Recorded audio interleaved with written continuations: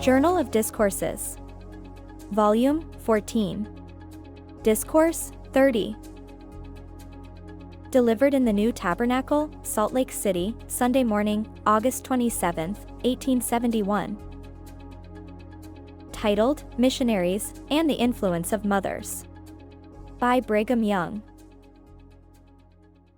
I have a few words of counsel for the returned missionaries, and all the elders of Israel may heed them if they feel disposed to.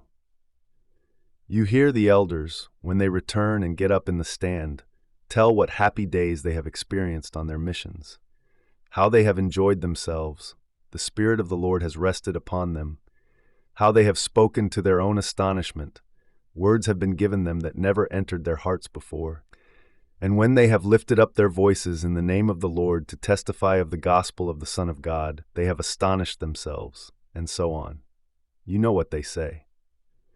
Now I wish to make this request, that the elders who return from missions consider themselves just as much on a mission here as in England or in any other part of the world. There is no people need preaching to more than those who live in this territory and in these mountains. The Latter-day Saints, or those who profess to be, need talking to just as much as a child who begins to prattle and run around the house. It gets into mischief continually, and its mother has to keep talking to it to keep it from meddling with things that it should not. It does not know how to guide itself, and wants guiding and correcting all the time, but not more than the Latter-day Saints who gather together. Now, elders of Israel, if you have the harness on, keep it on and lift up your voices to the people here and teach them the way of life and salvation, and teach obedience to the priesthood, that they may receive the blessings which are promised to them who believe and obey the gospel as it is revealed in the latter days. Will you hearken to this counsel, my brethren?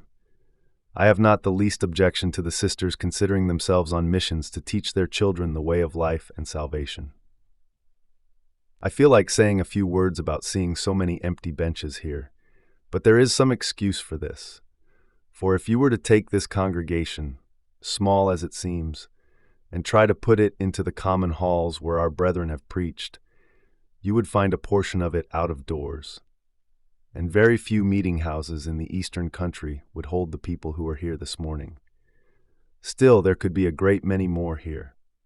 It is true that many attend Sunday school with the children in the morning, but if children who do not attend school were to receive proper teaching from their mothers, they would be at meeting on Sunday morning.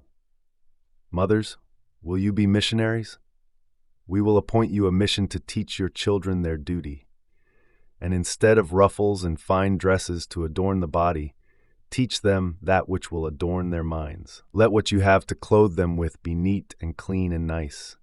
Teach them cleanness and purity of body and the principles of salvation, and they will delight to come to these meetings. I attribute the wandering of our young people to the teachings of their mothers. You see young ladies here wandering after the fashions of the world. I attribute it to their mothers, and the mothers know but little more than their daughters. If you will take this counsel and begin and teach your children as you should, we will have more here of a morning than we have generally. There are a great many people in this city who should attend meeting on a Sunday morning, enough to fill this house, besides those who go to Sunday school.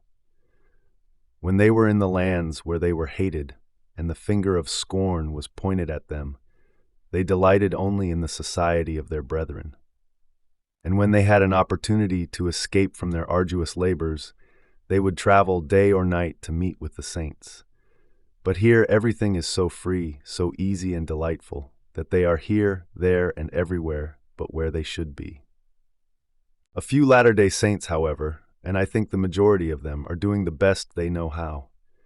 But our brethren, when they return from their missions, complain at what they see, and I do not wonder. Will you, Brother Dewey, set the example and come to meeting every Sunday?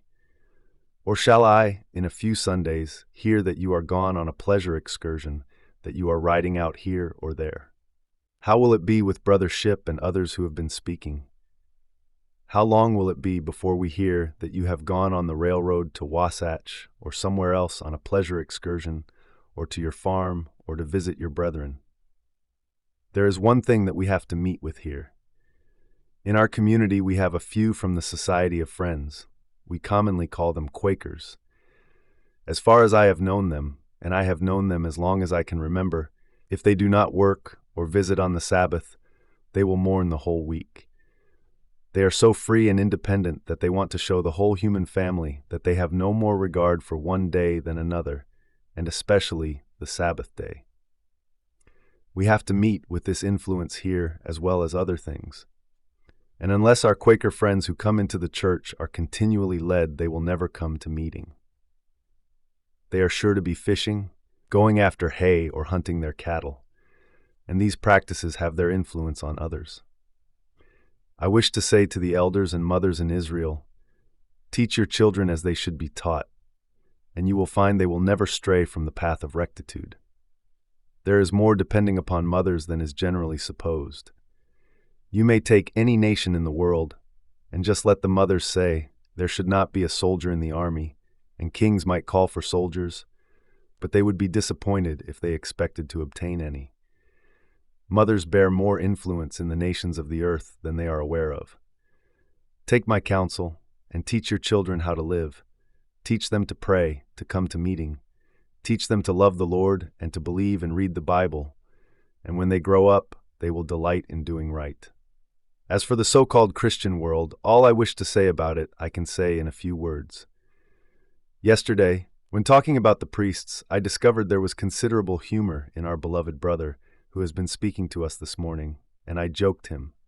And I will joke him again a little more severely by telling a little anecdote of Sir Francis Train. You have all heard of George Francis Train. I call him Sir Francis.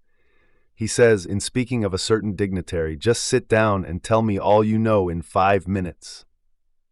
I make that application to all the so-called Christian divines. Sit down and tell all you know about God, heaven, and hell in 5 minutes. You can do it. It does not require any more time, for you know nothing. They say they believe the Bible. But if, when they open and read it, any one of them can discriminate and tell what part to believe and what to reject, let that man come forth, speak by the power of God, and draw the line, that we may know the truth. But if they have no revelation on the subject, let them lay their hands on their mouths, and them in the dust, and cry, unclean. So much for the so-called Christian world. As I said to our brother yesterday, I have been routed from a good home and plenty of means 5 times. But I never was routed from home and possessions without priests led the mob, never. And yet among the priests of the day there are a great many good, honest men. But in most of the communities in the world, those who are unruly, boisterous, and wicked can commit acts of wickedness, and those who are just will stand and look on until the evil is performed and wonder what is going on. There are thousands and thousands of people in the United States who deprecated the injuries that we received from the hands of mobs. But what did they do? Stood and looked on until all was over, and then said, I pity them. How much did they pity us? We had to pity and take care of ourselves, and we have learned to do it. But we do not say that all people are mobbers or that all will persecute, for they will not. And I meet with a great many ministers who are gentlemen, who have hearts within them, and I bid them Godspeed. Do what good you can. How often I have talked about the missionary system of Christendom. It is true that we do not believe in it exactly as they do, for we believe in sending out men without purse or scrip, that they may prove the people and see who will or will not feed a servant of God. And in this manner our elders have traversed almost every nation on the face of the globe. But these Christian missionary societies have done an immense amount of good, and they will have the credit for it. God has got their credit marks, and He will justify them as far as they go. But when light comes into the world that they have not conceived of, and they reject it, what will be their condemnation? Let the Lord judge. Now, you elders of Israel, I turn to you again, you missionaries. I see a few of you here who have just returned home, but a good many are wanting. There are places here for all, but they are not here. They have been home a few weeks, and what are they doing?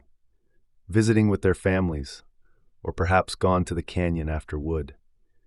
And those who have just come home complain of the coldness of the people, and that many are turning away from the commandments of the Lord.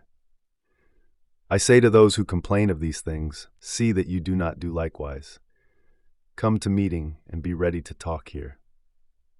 Our religion, our gospel, is not to train a few men in all the sophistry that learning can impart, and enable them to address a congregation and nothing else. But our ministers or preachers work all the week in the store, at the mechanic's bench, on the farm, in the canyon, or at whatever is wanted to be done, and when Sunday morning comes, they get up here and preach a sermon. And if they cannot do that, we consider they do not possess the spirit of their mission. It is not so with the world. Our elders must support themselves with their hands, as Paul did. I do not care whether they are tent makers or boat makers. Let them earn their own living. I have. For my part, I consider that the honor God bestowed upon me in calling me to the holy ministry was enough for me to think it was my duty to support myself in this ministry and do honor to the cause, without asking any people for help. I have done so. I did, I believe, have a few shillings given to me when in England. When I landed there, I had 5 shillings left. I stayed there a year and 16 days, and when we left, one of the best ships in Liverpool docks tied up 8 days for the sake of bringing us home, and merchants and banking houses were at our service. I did business there in printing and dealing and so on, but it did not tarnish my hands, nor stain my spirit, not in the least, and it would not today. We must live, and we must sustain ourselves, and come to meeting, and be ready also to attend ward meetings. Do not come and ask me if you may go to preach, pray, or lay hands on the sick. Ask God to give you faith to perform your duties, to walk humbly before Him, and to build up His kingdom on the earth. That is your duty. Yes, preach every night. We need a reformation here. Attend meetings in the various wards. Take your turns around from one ward to another. Preach to the people until they get the spirit of their mission and calling. We all have a mission as much at home as in a foreign land, and may God help us to improve upon and magnify it. You were just listening to remarks by President Brigham Young. Delivered in the New Tabernacle, Salt Lake City, Sunday morning, August 27, 1871. This talk was titled Missionaries.